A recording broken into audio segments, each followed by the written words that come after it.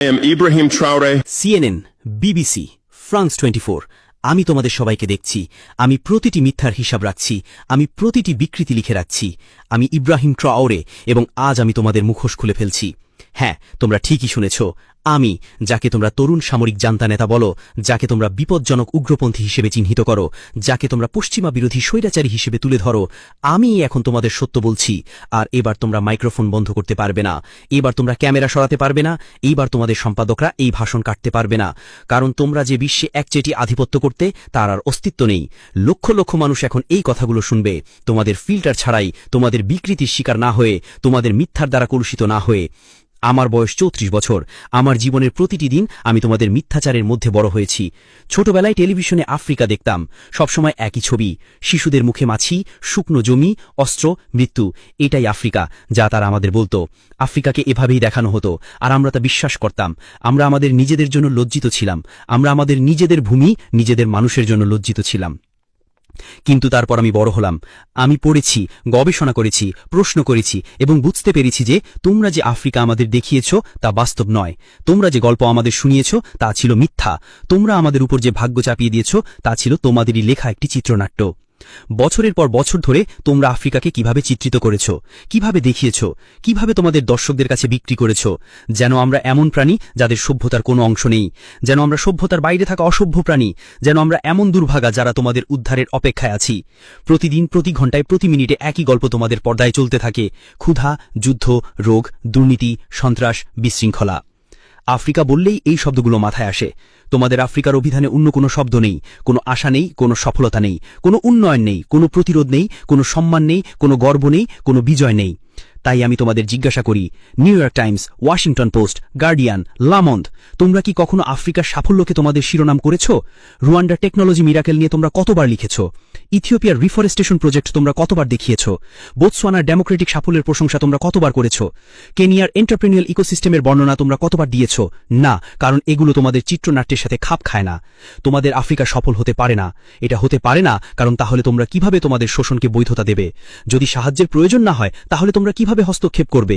যদি পিছিয়ে না থাকে, তাহলে তোমরা তাকে কিভাবে নিচু নজরে দেখবে? তোমরা কি কখনো নিজেদের জিজ্ঞাসা করেছ, কোনো সম্পাদক কি তার ডেস্কে বসে, কোনো নিউজ ডিরেক্টর কি মিটিংয়ে, কোনো কলামিস্ট কি তার কিবোর্ডে কখনো ভেবেছে কেন বিশ্বের সবচেয়ে ধনী ভূমির মানুষ গরিব?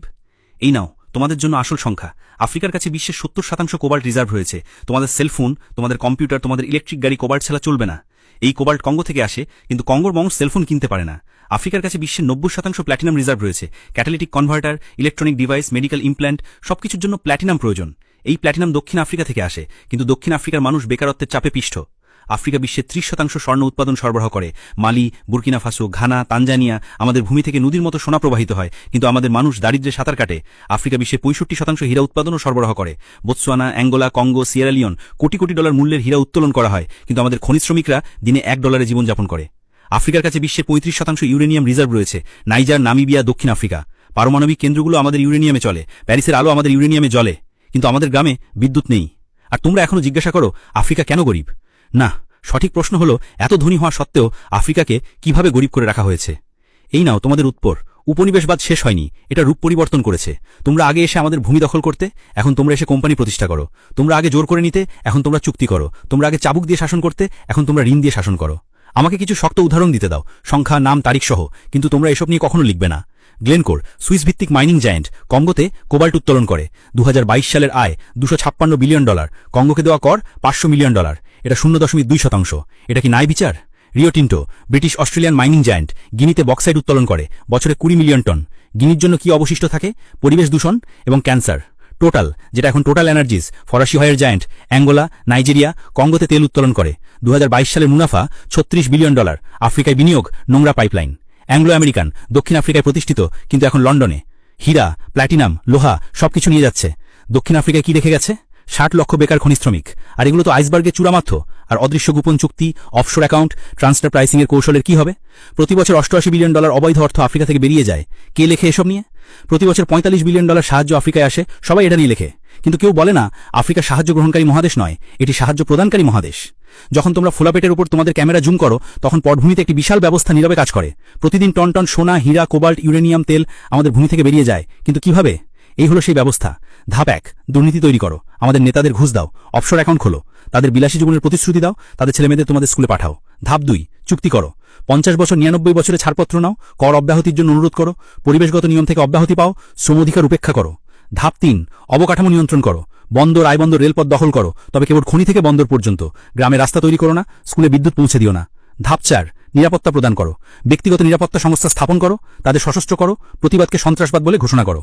ধাপ 5, মিডিয়াকে চুপ করাও, স্থানীয় জনসাংবাদিকদের কিনে নাও, বিরোধী কণ্ঠ দমন করো, অভ্যন্তরীণ অস্থিরতার খবর আন্তর্জাতিক মিডিয়ায় পরিবেশন করো। আর এভাবেই এই ব্যবস্থা কাজ করে, 100 বছর ধরে এইভাবেই কাজ করছে। আর তোমরা এই ব্যবস্থা দেখতে পাও না, দেখতে চাও না, কারণ তোমরাও এই ব্যবস্থার অংশ। New York Times, CNN, BBC, সবচেয়ে বড় বিজ্ঞাপনদাতা কারা? তেল কোম্পানি, খনি কোম্পানি, অস্ত্র কোম্পানি, ফার্মাসিউটিক্যাল কার্টেল, যে কোম্পানিগুলো আফ্রিকাকে শোষণ করে।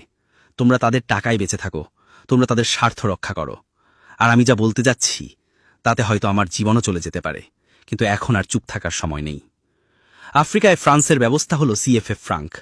14টি আফ্রিকান দেশ এখনও ফরাসি উপনিবেশিক মুদ্রা ব্যবহার করে।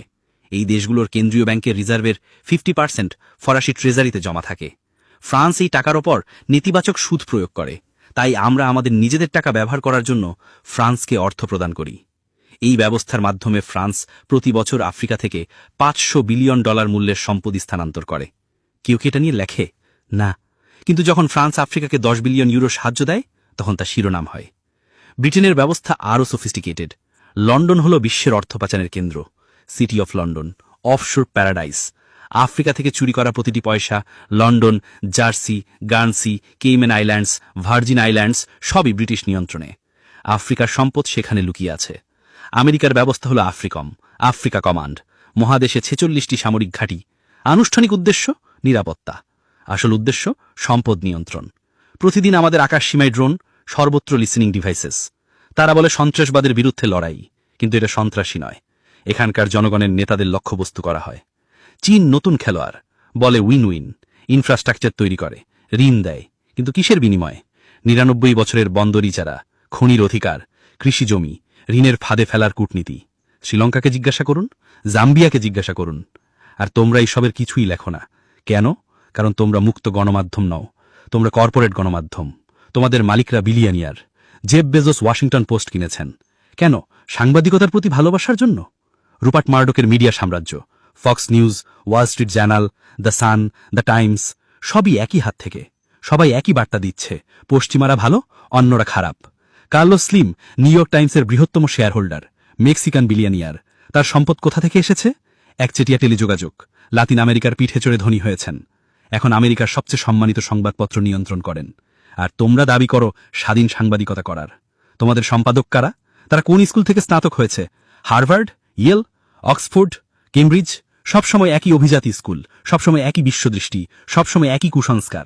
তোমাদের রিপোর্টারদের কিভাবে নির্বাচন করা হয়? তোমাদের আফ্রিকা সংবাদদাতা কয়টি ভাষায় কথা বলতে পারে? ফরাসি, ইংরেজি, এটুকুই। সোয়াহিলি, হাউসা, ইউরুবা, আমহারিক তারা জানে না। তারা মানুষের সাথে কথা বলতে পারে না। তোমাদের সূত্র সবসময় একই, পশ্চিমা ডিপ্লোম্যাট, এনজিও, বিশেষজ্ঞ। আর তারপর তোমরা এসে আমাদের বক্তৃতা দাও। তারা প্যাট্রিস লুমুম্বুকে হত্যা করেছিল 12 জানুয়ারি 1961। সিআইএ এজেন্ট ল্যারি ড্যাভলিন স্বীকার করেছে বেলজিয়ামের ভাড়াটে সৈন্যরা এটা করেছিল। তারা তার দেহ অ্যাসিডে দ্রবীভূত করেছিল, তার দাঁত শিথিবদ্ধ হিসেবে নিয়েছিল। 2022 সালে 61 বছর পর সেই দাঁত বেলজিয়াম থেকে তার পরিবারের কাছে ফিরিয়ে দেওয়া হয়েছিল। আর তখন তোমরা কি বলেছিলে? কঙ্গোতে বিশৃঙ্খলা। তোমরা খুনিদের সম্পর্কে জিজ্ঞাসা করনি, তোমরা সিআইএ নথি তদন্ত করনি, তোমরা বেলজিয়ামের অপরাধ সম্পর্কে লেখনি। তারা তমাস সাঙ্কারাকে হত্যা করেছিল 15 অক্টোবর 1987। আমার নায়ক, আফ্রিকার আশা 2.5 মিলিয়ন শিশুকে হাম এবং মেনিনজাইটিসের বিরুদ্ধে টিকা দিয়েছিলেন, 10 মিলিয়ন গাছ লাগিয়েছিলেন, সাক্ষরতার হার 13% থেকে 73%-এ উন্নীত করেছিলেন, নারীদের সমান অধিকার দিয়েছিলেন, FGM নিষিদ্ধ করেছিলেন, দুর্নীতি শেষ করেছিলেন, মার্সিডিজ গাড়ি বিক্রি করে রেনো 5 ব্যবহার করতেন, IMF এবং ওয়ার্ল্ড ব্যাংকে প্রত্যাখ্যান করেছিলেন। আর সবচেয়ে গুরুত্বপূর্ণ কথা, তিনি বলেছিলেন, আমরা আফ্রিকা ঋণ পরিশোধ করব না। আমরা সেই ঋণ করিনি, আমাদের আগের পুতুলরা করেছিল, ঔপনিবেশিকদের পক্ষে করেছিল। তখনই তাকে হত্যা করতে হবে। আর তারা তাকে হত্যা করেছিল। কি হত্যা করেছিল? তার সবচেয়ে বন্ধু ব্লেইজ কম্পারেও। কার সমর্থনে? ফ্রান্স। প্রমাণ চান? ফোক্কার্ট আর্কাইভ দেখুন। জাক ফোক্কার্ট, ফ্রান্সের আফ্রিকা বিষয়ক উপদেষ্টা। সেখানে সব লেখা আছে। আর তোমরা কি বলেছিলে? বুরকিনা ফাসোতে মাসামরিক অভ্যুত্থান। তোমরা সাঙ্কারার স্বপ্ন নিয়ে লেখনি, তোমরা তার প্রজেক্টগুলো সম্পর্কে বলনি, তোমরা তার সাফল্য দেখাওনি, তোমরা শুধু বলেছিলে আরেকজন স্বৈরাচারী মারা গেছে, মুয়াম্মার গাদ্দাফি। হ্যাঁ, তিনি একজন স্বৈরাচারী ছিলেন, হ্যাঁ তিনি নির্মম ছিলেন, কিন্তু লিবিয়ায় তিনি কি করেছিলেন? মাথাপিছু আয় $12,000, আফ্রিকার সর্বোচ্চ, সাক্ষরতার হার 25% থেকে 87%, আয়ুষ্কাল 51 থেকে 74, বিনামূল্যে হেলথ কেয়ার, বিনামূল্যে শিক্ষা, নবজাতিদের জন্য $50,000, গৃহক্রেতাদের জন্য সুদমুক্ত ঋণ, নবজাতকের জন্য $5,000, পেট্রোল প্রতি litre 14 cent, the great man made river, মরুভূমিকে সবুজ করা সেচ প্রকল্প। আর গাদ্দাফির আসল ক্রপিস ইউনাইটেড স্টেটস অফ আফ্রিকা স্বপ্ন, আফ্রিকান সেন্ট্রাল ব্যাংক প্রকল্প, African investment bank, African monetary fund, আর সবচেয়ে বেশি বিপজ্জনক গোল্ড দিনার, ডলারে তেল বিক্রি করতে অস্বীকার করা। 20 অক্টোবর 2011 সিপ্তে গণপিটুনি হত্যা করা হয়। হিলারি ক্লিন্টন হেসেছিলেন, আমরা এসেছিলাম, আমরা দেখেছিলাম, সে মারা গেছে। এখন লিবিয়ার দিকে তাকান, 3টি ভিন্ন সরকার, অন্তহীন গৃহযুদ্ধ, আইএসআইএস, আল কায়েদা অবাধে বিচরণ করছে, কৃতদাস বাজার বিদ্যমান। এমনকি CNN 2017-তে দেখালো তেল লুট হচ্ছে, অস্ত্রের ভান্ডার খালি করা হয়েছে, সাহেল জুড়ে ছড়িয়ে পড়েছে। তোমরা কি এটাকে গণতন্ত্র বলো? তোমরা কি এটাকে স্বাধীনতা বলো? তোমরা কি এটাকে সাফল্য বলো? আর এখন কার পালা? সাহেল, মালি, নাইজার, বুরকিনা ফাসো। তোমরা আমাদেরও লিবিয়া বানাতে চাও, তোমরা আমাদের সিরিয়া বানাতে চাও, তোমরা আমাদের ইরাক বানাতে চাও, কিন্তু এবার নয়। কারণ আমরা জেগে উঠেছি, কারণ আমরা শিখেছি, কারণ আমরা একত্রিত হয়েছি। অপারেশন বারখানে, ফ্রান্সের সাহেল অভিযান, 2013 থেকে 2022 সাল। আনুষ্ঠানিক উদ্দেশ্য সন্ত্রাসবাদের বিরুদ্ধে লড়াই, আসল উদ্দেশ্য সম্পদ নিয়ন্ত্রণ। 5100 ফরাসি সৈন্য, €1 বিলিয়ন বার্ষিক বাজেট। ফল কি? 2013 সালে মালিতে 500 সন্ত্রাসী, 2022 সালে সাহেলে 5000+ সন্ত্রাসী, 10 গুণ বৃদ্ধি। এটা কি ধরনের সাফল্য? কিন্তু ফরাসি সৈন্যরা কি করছিল? আরেভা, ওরানের জন্য নাইজারের ইউরেনিয়াম খনি রক্ষা করছিল, টোটালের জন্য তেল পাইপলাইন সুরক্ষিত করছিল, বোলোরের জন্য বন্দর এবং রেলপথ নিয়ন্ত্রণ করছিল। আর সন্ত্রাসবাদের বিরুদ্ধে লড়াই? না, উল্টো। ফরাসি সৈন্যদের 50 কিলোমিটারের মধ্যে সন্ত্রাসীরা আসতে পারত না, কিন্তু তারা সহজেই আমাদের গ্রাম পুড়িয়ে ফেলতে পারত। কেন? কারণ বিশৃঙ্খলা তাদের উদ্দেশ্য সাধন করত। যদি বিশৃঙ্খলা থাকে, তারা নিরাপত্তার কারণে থাকতে পারত। মালিতে জাতিসংঘের শান্তিরক্ষা বাহিনী মিনুসমা, 15,000 সৈন্য, $1.2 বিলিয়ন বার্ষিক বাজেট, 10 বছর। ফলস্বরূপ 300+ জাতিসংঘ সৈন্য নিহত, হাজার হাজার বেসামরিক নাগরিক নিহত। সন্ত্রাস কমেনি, বেড়েছে। আর এখন তোমরা বলো ওয়াগনার বিপজ্জনক, রাশিয়ানরা আফ্রিকা দখল করছে। ওয়াগনার এলো, 1000 সৈন্য, 6 মাসে কি হলো? সন্ত্রাসীরা পালিয়ে গেল, গ্রামগুলো নিরাপদ, খনিগুলো কাজ করছে, মানুষ শান্তিতে আছে। পার্থক্যটা কি? ওয়াগনার হলো মিত্র, যাকে আমরা আমন্ত্রণ জানিয়েছি। ফ্রান্স হলো দখলদার, যে জোর করে এসেছে। ওয়াগনার চুক্তি অনুসরণ করে, ফ্রান্স ব্ল্যাকমেইল করে। ওয়াগনার ফল দেয়, ফ্রান্স অজুহাত তৈরি করে। কিন্তু তোমরা সত্য লেখো না, তোমরা বলো রাশিয়ান ভাড়াটে সৈন্য। আচ্ছা, ফরাসি লেজিও এত্রঞ্জের কি? তারা কি ভাড়াটে সৈন্য নয়? আমেরিকান ব্ল্যাকওয়াটার একাডেমি কি? ব্রিটিশ G4S কি? ইসরায়েলি ব্ল্যাক কিউব কি? তারা নিরাপত্তা সংস্থা। ওয়াগনার একটি হুমকি। কেন? কারণ ওয়াগনার তোমাদের নয়। আর সন্ত্রাসবাদের বিষয়টা? কে এই সন্ত্রাস তৈরি করেছে? কে আল কায়েদা প্রতিষ্ঠা করেছে? 1980-র দশকে আফগানিস্তানে CIA, পাকিস্তানের ISI, সৌদি অর্থ, সোভিয়েতদের বিরুদ্ধে। বিন লাদেন CIA লোক ছিল, তোমরা তাদের মুক্তিযোদ্ধা বলেছিলে। কারা তালেবানকে সমর্থন করেছিল? আবারও তোমরা। সোভিয়েত দখলের বিরুদ্ধে বীর মুজাহিদিন। তোমরা অস্ত্র দিয়েছ, টাকা দিয়েছ, প্রশিক্ষণ দিয়েছ, তারপর তোমরা নিয়ন্ত্রণ হারিয়েছ। ISIS কিভাবে জন্ম নিল? 2003 ইরাক আক্রমণ। তোমরা সাদ্দামকে ক্ষমতাচ্যুত করেছ, তোমরা সেনাবাহিনী ভেঙে দিয়েছ, তোমরা বাথ পার্টি নিষিদ্ধ করেছ, তোমরা আবু গারিবে নির্যাতন করেছ, আর সেই লোকগুলো ISIS হয়ে গেছে। তারপর সিরিয়া, তোমরা বলেছিলে আসাদকে যেতে হবে, তোমরা বলেছিলে মধ্যপন্থী বিদ্রোহী, তোমরা অস্ত্র দিয়েছ, সেই অস্ত্র ISIS এর কাছে গেছে, আল নুসরার কাছে গেছে। তোমরা লিবিয়া ধ্বংস করেছ, গাদ্দাফির অস্ত্রের ভান্ডার কারা লুট করেছে? সেই অস্ত্র কোথায় গেছে? মালি, নাইজার, বুরকিনা ফাসো, নাইজেরিয়া, চাদে। কারা বোকো হারামকে শক্তিশালী করেছে? 2009 সালে নাইজেরিয়ান পুলিশ তাদের নেতা মোহাম্মদ ইউসুফকে বিচার বহির্ভূতভাবে হত্যা করে। তোমরা কি বলেছিলে? কিছুই না। তোমাদের মানবাধিকার সংস্থাগুলো কোথায় ছিল? নীরব। তারপর প্রতিশোধ শুরু হলো, বোকো হারাম উগ্রপন্থী হয়ে উঠল। কিন্তু তারা অস্ত্র কোথায় পেল? লিবিয়া থেকে, যে লিবিয়া তোমরা ধ্বংস করেছ। আর এখন তোমরা এসে আমাদের সন্ত্রাসবাদের বিরুদ্ধে লড়াইয়ের বক্তৃতা দিচ্ছ। তোমরা কি আমাদের তৈরি করা দানবদের পরিষ্কার করতে সাহায্য করছ? না, আমরা এখন খেলাটা ধরে ফেলেছি। সন্ত্রাস হলো তোমাদের ট্রোজান হর্স, যা তোমরা তৈরি করো, তারপর তোমরা সন্ত্রাসের অজুহাতে আসো, থাকো, শোষণ করো। কিন্তু এখন সব শেষ। আমরা আমাদের নিরাপত্তা নিজেরাই নিশ্চিত করব। আমরা আমাদের নিজস্ব পদ্ধতিতে লড়াই করব, এবং আমরা জিতব। কারণ আমরা এই মাটির সন্তান, আমরা এই ভূমিকে চিনি, আমরা এই মানুষকে চিনি, আমরা সন্ত্রাসী এবং গ্রামবাসীকে আলাদা করতে পারি। আমরা তোমাদের মতো ড্রোন থেকে, স্যাটেলাইট থেকে 10,000 কিলোমিটার দূর থেকে যুদ্ধ করি না। আর আমরা জিতছি। মালি, নাইজার, বুরকিনা ফাসোতে সন্ত্রাস শেষ হচ্ছে, গ্রামগুলো নিরাপদ, মানুষ আশাবাদী, কারণ এখন আমাদের নিজস্ব সেনাবাহিনী, আমাদের নিজস্ব পুলিশ লড়ছে, বিদেশিদের জন্য নয়, জনগণের জন্য। কিন্তু তোমরা এটা হজম করতে পারছ না। তোমরা বলছো গণতান্ত্রিক পশ্চাৎপসরণ, তোমরা বলছো মানবাধিকার লঙ্ঘন। কোন গণতন্ত্র, কোন মানবাধিকার? গুয়ান্তানামোতে কতজন বিনা বিচারে আটক আছেন? আবু গারিবে কি হয়েছিল? বাগরামে তোমরা কাকে হত্যা করেছিলে? সিআইএর ব্ল্যাক সাইটগুলোতে তোমরা কাকে নির্যাতন করেছিলে? জুলিয়ান অ্যাসান্স কেন তোমাদের যুদ্ধ অপরাধ ফাঁস করার জন্য কারাগারে? চেলসি ম্যানিং কেন সত্য ফাঁস করার জন্য বছরের পর বছর কারাগারে কাটিয়েছেন? এডওয়ার্ড স্নোডেন কেন তোমরা যে সবার উপর গুপ্তচুরি করো তা প্রকাশ করার জন্য পলাতক? আর তোমরা আমাদের মানবাধিকার নিয়ে বক্তৃতা দাও? তোমাদের ড্রোন হামলায় কতজন বেসামরিক নাগরিক মারা গেছে? তোমরা বলো কলাটারাল ড্যামেজ, আর এগিয়ে যাও। পাকিস্তান, ইয়েমেন, সোমালিয়ায় তোমরা কতগুলো বিয়ে বাড়িতে হামলা করেছ, কতগুলো স্কুল তোমরা বোমা মেরেছ, কতগুলো হাসপাতাল তোমরা পুড়িয়েছ, আর তোমরা আমাদের যুদ্ধের আইন শিখাও। দেখো, আমি যুদ্ধ থেকে এসেছি, আমি মুখোমুখি যুদ্ধের অভিজ্ঞতা জানি, আমি মৃত্যু দেখেছি, আমি আহত সৈন্যদের বহন করেছি, আমি শহীদদের মায়েদের সান্ত্বনা দিয়েছি। আর আমি তোমাদের বলছি, একজন সত্যিকারের সৈনিক তার জনগণকে রক্ষা করে, একজন সত্যিকারের সৈনিক বেসামরিক নাগরিকদের ক্ষতি করে না, একজন সত্যিকারের সৈনিক সম্মানের সাথে লড়াই করে। তোমাদের ভাড়াটে সৈন্য, তোমাদের ড্রোন পাইলট, তোমাদের বিশেষায়িত বাহিনী, তারা সৈনিক নয়, তারা হত্যাকারী। তারা 10,000 কিলোমিটার দূর থেকে বোতাম টিপে মানুষ হত্যা করে, তারপর বাড়ি গিয়ে তাদের সন্তানদের সাথে খেলে। আমরা এভাবে যুদ্ধ করি না, আমরা আমাদের শত্রুর মুখোমুখি হই, আমরা বেসামরিক নাগরিকদের রক্ষা করি, আমরা আমাদের সম্মানের সাথে যুদ্ধ করি, আমরা আমাদের সম্মানের সাথে মৃত্যুবরণ করি। আর আমরা জিতব, কারণ ধার্মিকরা জেতে, কারণ যারা তাদের জনগণের পক্ষে লড়াই করে তারা জেতে, কারণ যারা তাদের ভূমির জন্য লড়াই করে তারা জেতে। চলো তোমাদের মিডিয়াতে ফিরে যাই। আমি জানি তোমরা কিভাবে কাজ করো। আমার কিছু বন্ধু আছে যারা এই সিস্টেমের ভেতরে কাজ করে। বিবেচ্যজনক সাংবাদিক আছেন, কিন্তু তারা চুপ থাকেন। কেন? কারণ সিস্টেম তাদের চুপ করিয়ে দেয়। যারা সত্য লেখে তাদের চাকরি চলে যায়।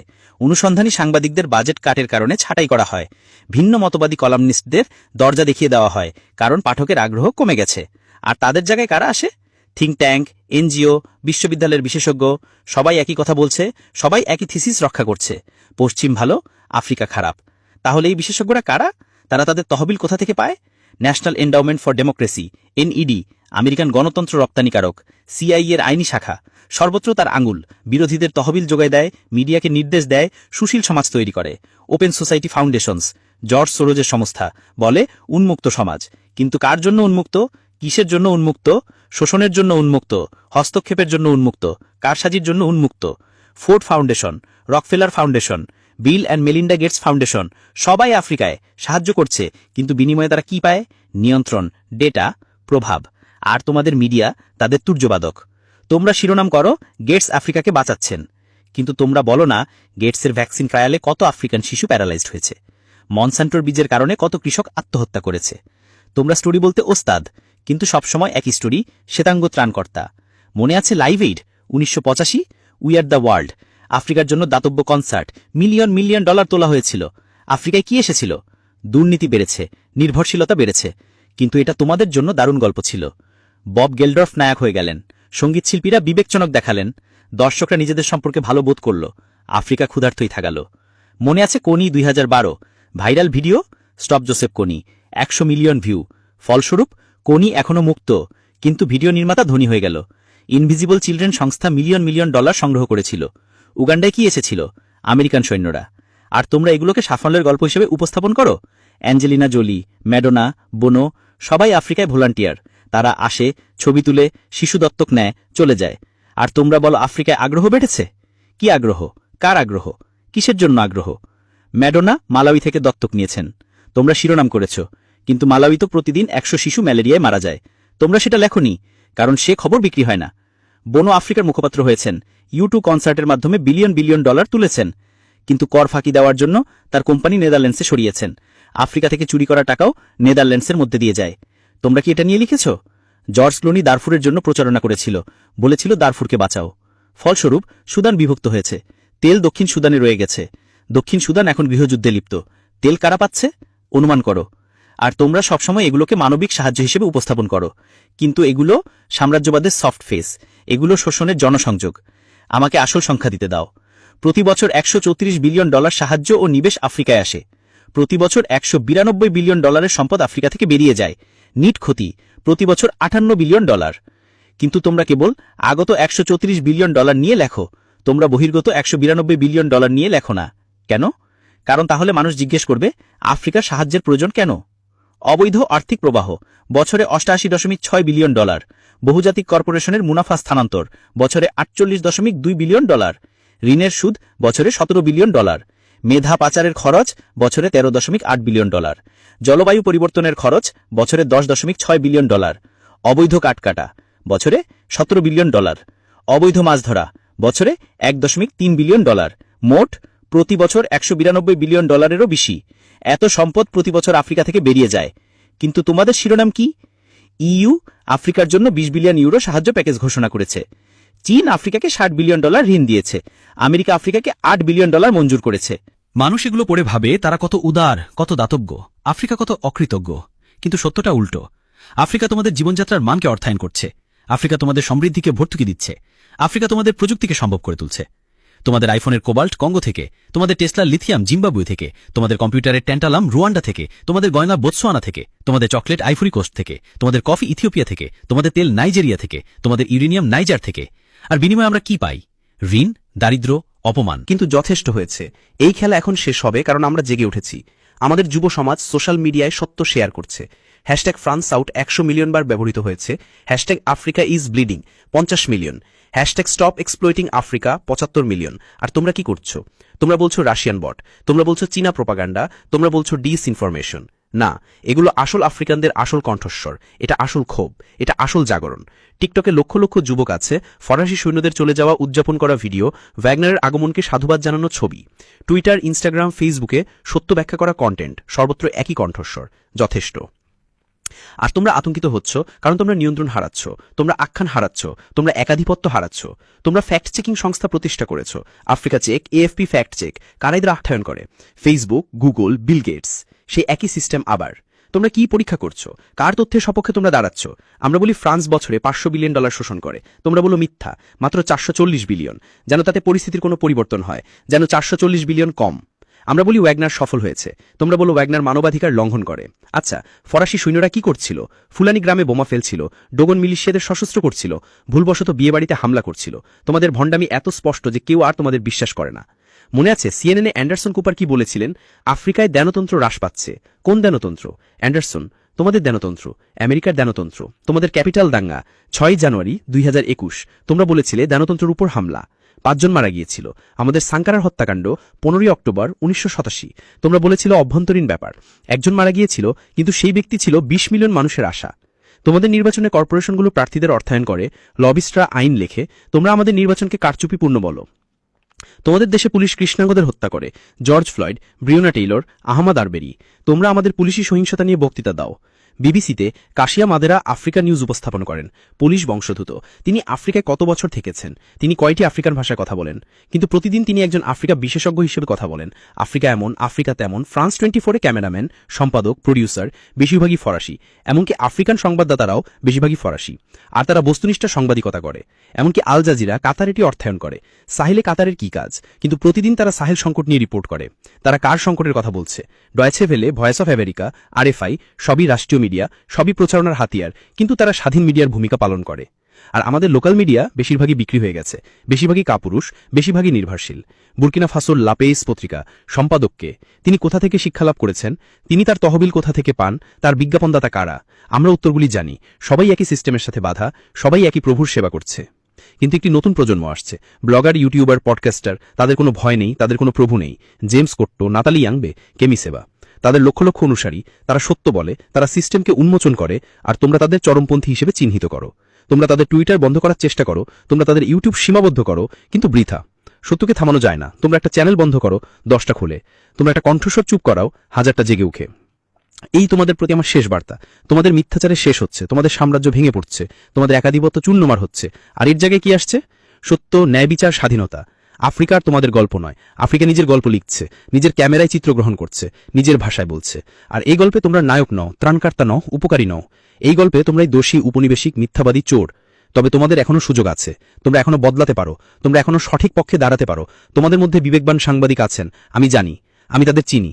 আমরা কথা বলি, আমি তাদের আহ্বান জানাই, সাহস জোগাড় করো, সত্য লেখো, সিস্টেমের বিরুদ্ধে বিদ্রোহ করো।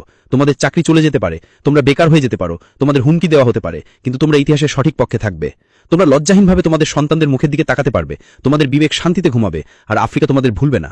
আফ্রিকা তার বন্ধু এবং শত্রুকে মনে রাখে। এডওয়ার্ড স্নোডেনের মতো হও, জুলিয়ান অ্যাসাঞ্জের মতো হও, ড্যানিয়েল এলসবার্গের মতো হও, সত্যের পক্ষে দাঁড়াও। অথবা তোমাদের মিথ্যাচার চালিয়ে যাও, তোমাদের অন্ধত্ব চালিয়ে যাও, তোমাদের সম্পৃক্ততা চালিয়ে যাও, কিন্তু জেনে রাখো তোমাদের শেষ আসন্ন। তোমাদের দর্শক কমছে, তোমাদের বিশ্বাসযোগ্যতা ক্ষয় হচ্ছে, তোমাদের ক্ষমতা নিঃশেষ হচ্ছে। নতুন প্রজন্ম তোমাদের বিশ্বাস করে না, নতুন প্রজন্ম তোমাদের কথা শোনে না, নতুন প্রজন্ম তোমাদের প্রত্যাখ্যান করে। আর আফ্রিকার সেই নতুন প্রজন্ম হলো 60 কোটি মানুষ, 60% 25 বছরের কম বয়সী, শিক্ষিত, সংযুক্ত, ক্ষুব্ধ। তারাই আমার সেনাবাহিনী, তারাই আমার অস্ত্র, তারাই আমার বিজয়। এবং তাদের সাথে আমরা একটি নতুন বিশ্ব করছি, মিথ্যাচার ছাড়া, শোষণ ছাড়া, অপমান ছাড়া। এই বিশ্বে আফ্রিকা মুক্ত হবে, আফ্রিকা শক্তিশালী হবে, আফ্রিকা নেতা হবে। আর তোমরা শুধু একটা দুঃস্বপ্ন, একটি লজ্জাজনক পাদুটিকা, একটি সতর্কমূলক উদাহরণ হিসেবে থেকে যাবে। ভবিষ্যৎ প্রজন্ম ইতিহাসের বইতে পড়বে, 21 শতাব্দীর শুরুতে কিছু মিডিয়া সংস্থা ছিল, তারা মিথ্যা বলতো, তারা শোষণের সেবা করত, তারপর আফ্রিকা জেগে উঠল, আর তারা অদৃশ্য হয়ে গেল। এটাই তোমাদের শেষ, অনিবার্য, অপরিবর্তনীয়, নিশ্চিত। আমি ইব্রাহিম ট্রাওরে, বুর্কিনা ফাসোর নেতা নই, বরং তার সেবক। আফ্রিকা স্বৈরতান্ত্রিক নই, বরং তার সন্তান। আর তোমাদের দুঃস্বপ্ন নই, বরং তোমাদের আয়না। এই আয়নার দিকে ভালো করে তাকাও, নিজেদের দেখো, তোমাদের মিথ্যা, তোমাদের ভণ্ডামি, তোমাদের অপরাধ দেখো এবং প্রস্তুত হও, কারণ বিচারের দিন আসছে। আফ্রিকা জেগে উঠছে, বিশ্ব পরিবর্তিত হচ্ছে, ন্যায় বিচার প্রকাশিত হচ্ছে। আর তোমরা শুধু দেখবে, তোমরা আর কিছুই করতে পারবে না, কারণ ইতিহাস জনগণের পক্ষে, সত্য নিপীড়িতদের পক্ষে, সৃষ্টিকর্তা তাদের পক্ষে যারা অধ্যবসায় করে। আর আমরা অধ্যবসায় করেছি, আমরা 500 বছর ধরে অধ্যবসায় করেছি। এখন বিজয়ের সময়। তোমাদের মিথ্যাচার শেষ, তোমাদের মুখোশ খসে পড়েছে। তোমাদের খেলা শেষ। আফ্রিকা মুক্ত, আফ্রিকা শক্তিশালী, আফ্রিকা চিরবিজয়ী।